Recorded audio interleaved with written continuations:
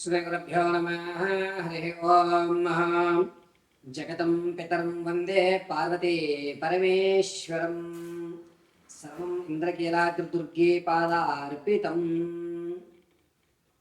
August నెలలో మేషం నుంచి మేరాశి వరకు కూడా వీరి యొక్క జాతక పరిమాణం, పరిస్థితులు, స్థితిగతులు ఏ విధంగా ఉండబోతున్నాయి, ఆగస్టు నెలలో ఏదన్నా ఒక గోల్డెన్ ఛాన్స్ వచ్చేటువంటి అవకాశం ఉందా, అసలు ఈ నెలలో ఆగస్టులో ఆర్థిక ఇబ్బందుల నుంచి తగ్గడానికి కానీ, అప్పుల బాధ నుంచి తప్పించుకునేటువంటి మార్గాలు కానీ, లేదా సెకండ్ ఇన్కమ్ జనరేట్ అయ్యే అవకాశం కానీ ఈ నెల నుంచి అన్నా నా జీవితంలో కాస్త మార్పులు అనేటువంటి ఏర్పడుతున్నాయా లేదా, ఈ ఆగస్టు నెలలో కోర్టు సంబంధిత వ్యవస్థలో ఏమన్నా జయకేతనం ఎగరవేసే అవకాశం ఉందా, అసలు ఆగస్టు అంతా కూడా ఏ విధమైనటువంటి స్థితిగతులు ఉండబోతోంది అనేటువంటి విషయాన్ని మనం ఇప్పుడు క్షుణ్ణంగా క్లుప్తంగా పరిశీలన చేసుకుందాం. అయితే మేషం నుంచి మొదలుపెట్టి మీనరాశి వరకు కూడా మనం చెప్పేటువంటి ఈ జాతక పరిమాణం అంతా కూడాను కేవలము గోచారరీత్యా మాత్రమే మీకు తెలియజేయడం జరుగుతుంది. స్థితిగతులు కానీ, మీ యొక్క పరిస్థితులు కానీ, ఏదేమైనా సరే చెప్పే ప్రతి విషయము కూడా గోచారరీత్యా మాత్రమే తెలియజేసుకోండి. ఇది గుర్తుపెట్టుకోండి. వ్యక్తిగతంగా మీ యొక్క జాతకాన్ని తెలుసుకోవడానికి కింద స్క్రోల్ నెంబర్ సంప్రదించి మీ పరిపూర్తి జాతక విశదీకరణ తెలుసుకోండి. అయితే ప్రతి జాతకాన్ని కూడా జ్యోతిష్య పండితులు వివిధ కోణాల్లో పరిశీలన చేస్తూ దాని పరిష్కార మార్గాలు మీకు తెలియజేస్తూ ఉంటారు. అదేవిధంగా మేము కూడా మీ జాతక పరిశీలన సిస్టమ్ ఉపయోగించకుండా కేవలము చేతిరాతతో మాత్రమే మీ జాతక పరిశీలన అనేటువంటిది క్షుణ్ణంగా పరిశీలన చేసి చెప్పడం జరుగుతుంది. వివాహం కానీ, ఉద్యోగ ప్రాప్తి కానీ, స్థిరాస్తి కొనుగోలు విషయంలో కానీ, ఆర్థికంగా ఎప్పుడు నిలబడతారని కానీ, వ్యాపారం పెట్టవలసి వస్తే ఏ రంగాల్లో మీరు వ్యాపారంలో అడుగు పెడితే మీకు కలిసి వస్తుందని కానీ, ఏ దిక్కుగా ఉన్నటువంటి ఇల్లుని మనం కొనుగోలు చేయాలి, ఎటువైపు ప్రయాణం చేస్తే జయకేతనం ఎగరవేస్తారు, మరిన్ని విషయాలు కూడా క్షుప్తంగా పరిశీలన చేసేవడం జరుగుతుంది. ఇప్పుడు ఆగస్టు నెలలో జరిగేటువంటి ఈ ప్రక్రియ అంతా కూడా గోచారరీత్యా మాత్రం తెలియజేస్తున్నాను. శ్రద్ధగా మేషం నుంచి మేడం వరకు జరిగేటువంటి రాశి గణాంకాలన్నింటినీ కూడా తెలుసుకుని ఈ ఆగస్టులో మీరు చేయవలసిన పరిహారాలు కూడా మీకు విడివిడిగా తెలియజేయడం జరుగుతుంది. సర్వము పరమేశ్వరి అనుగ్రహంతో మీకు ఈ విషయాలు తెలియజేయడం జరుగుతుంది.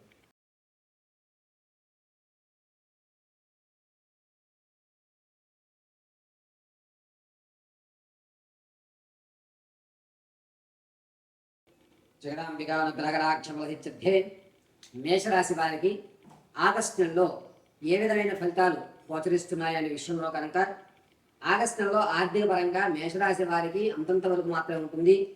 సెకండ్ ఇన్కమ్ జనరేట్ చేసేటువంటి అవకాశం లభిస్తుంది.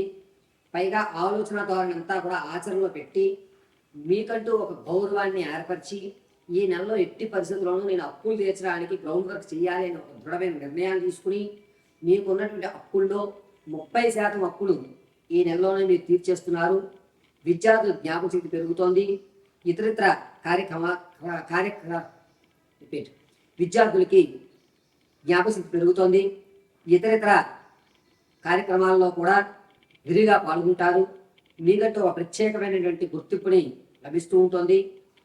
రాజకీయ నాయకులకి మాత్రం కాస్త ఇబ్బందిదాయకమైన వాతావరణం నెలకొంటుందని చెప్పవచ్చు. అయితే మేషరాశుల వారికి ఆగస్టు నెలలో స్థిరమైన ఉద్యోగం వచ్చేటువంటి అవకాశాలు ఎక్కువగా గోచరిస్తున్నాయి. ఎవరైతే ఉద్యోగ ప్రయత్నాలు చేస్తున్నారో వారికి ఖచ్చితంగా ఆఫర్ లెటర్ అయితే ఇష్యూ అవుతుంది. జాయినింగ్ అనేటువంటిది మాత్రం ఈ నెలలో జరగదు. కానీ మీరు జయకేతనం ఎగరవేసేటువంటి అవకాశాలు ఎక్కువగా గోచరిస్తున్నాయి. సంగీత, సినీ, కళా పరిశ్రమలో ఉన్న వారికి కాస్త ఊరట కలిగేటువంటి అవకాశం లభిస్తుంది. కొత్త కొత్త స్నేహాల వల్ల మీకు ఒక మంచి అవకాశం అనేటువంటి ఏర్పరచుకుంటున్నారు. అంతేకాకుండా మేషరాశిలో భార్యాభర్తల మధ్య అన్యోన్యత అనేటువంటి కొంచెం తగ్గుతోంది. దీనివల్ల చిలికి గాలివానై చాలా ఇబ్బందిదాయకమైన వాతావరణం ఏర్పడుతుంది. మేషరాశిలో ఉన్నటువంటి వారు వ్యాపారాన్ని ప్రారంభం చేద్దాం అనుకుంటే కనుక ఆగస్టు 7వ తారీఖు తర్వాత నుంచి కూడా ప్రారంభం చేసుకోండి. అది కూడా ప్రత్యక్షంగా చేయండి, కాస్త కలిసి వస్తుంది. పరోక్షంగా మాత్రం వ్యాపారాలు చేయొద్దు. ముఖ్యంగా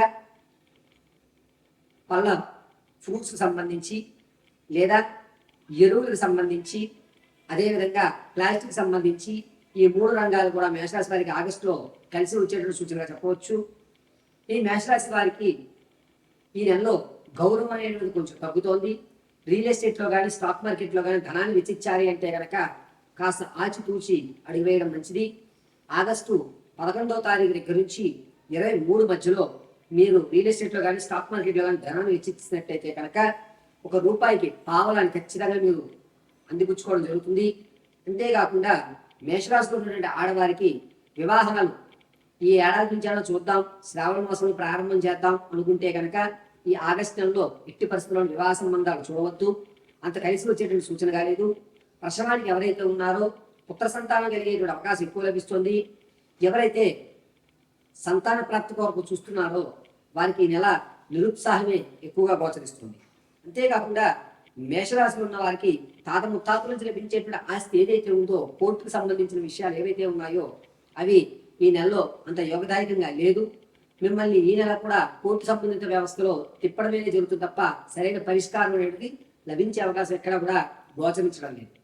అయితే మేషరాశిలో ఉన్నటువంటి వారికి ఈ నెల 18వ తారీఖు నుంచి ప్రారంభం చేసుకుని 24వ తారీఖు మధ్యలో ప్రమాదాలు జరిగేటువంటి అవకాశం ఎక్కువగా గోచరిస్తుంది. ఈ ప్రమాదాలు అనేటువంటి ముఖ్యంగా దవడకి సంబంధించి కానీ ఈ కనుగొంటూ కింద భాగంలో ఉన్నటువంటి ఈ భాగానికి సంబంధించి కానీ ప్రమాదానికి ఎక్కువ శాతం గురయ్యేటువంటి అవకాశాలు ఏర్పడుతున్నాయి. అంతేకాకుండా మేషరాశి వారికి శరీరం పట్ల చిన్న చిన్న దద్దురు లాంటివి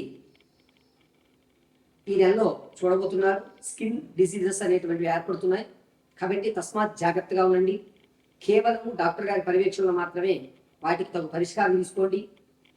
ఎక్కడా కూడా సొంత ప్రయత్నాలు అనేటువంటివి చేయవద్దు.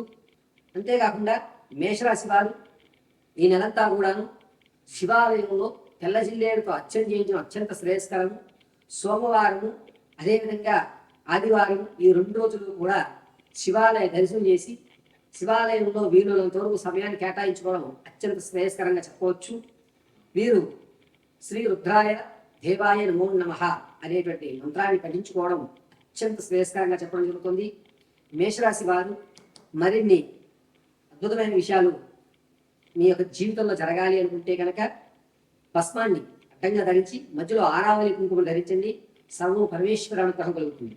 జాతకంలో ప్రతి విషయాన్ని కూడా గోచార రీత్యా మాత్రమే తెలియజేస్తారండి. ఈ వాయిద్యంలో మేము ఎవరు చెప్పినా సరే వ్యక్తిగతమైనటువంటి జాతకాన్ని ఒక్కొక్కరు ఒక్కొక్క కోణంలో చెప్తారు. కానీ లగ్న ప్రధానంతో జాతకాన్ని చెప్పడం, గురువు గారి మీద నమ్మకంతో ఆయన చెప్పిన క్రతువులు చేయడం వల్ల మాత్రమే మనకి సత్ఫలితాలు ఇస్తాయి.